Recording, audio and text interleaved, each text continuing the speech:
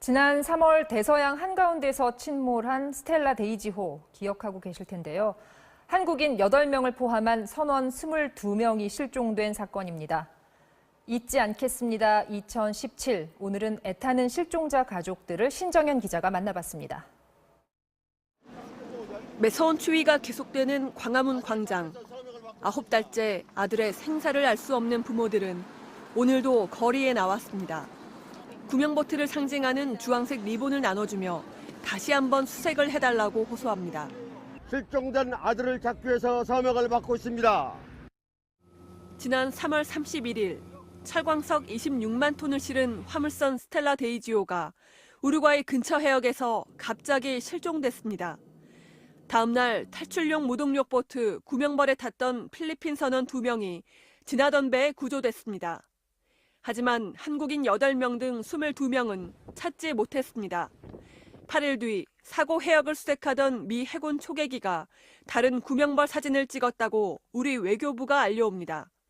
기름띠일 수도 있어 추가 확인이 필요하다는 단서가 달렸지만 가족들에겐 신락 같은 희망이 생긴 겁니다.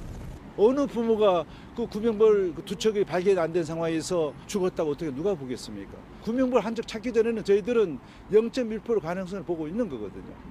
하지만 선사 측은 구명벌이 아니라 기름띠라는 자료를 냈고 그 후 사람들의 관심이 멀어졌다며 가족들은 안타까워합니다.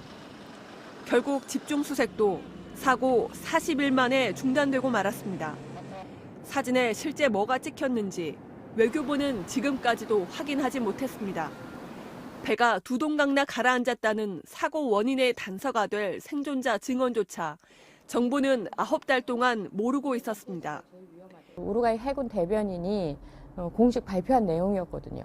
배가 두 조각이 났다고. 스텔라 데이지의 생존 선원들의 증언 속에서 이제 확인할 수 있었던 거죠. 사고 당시 상황이 담긴 블랙박스를 찾기 위해 도입하려던 장비 예산은 국회 문턱을 넘지 못했습니다. 새 정부 출범 이후 재개된 수색도 17일 만에 소득 없이 끝난 상황. 그러나 가족들은 아직 포기할 수 없습니다. 내 아들이 이렇게 슬프고 아프고 고통스럽고 무섭고 외롭고 힘들 때 돌봐주지 않는다는 게 너무 비참하더라고. MBC 뉴스 신정연입니다.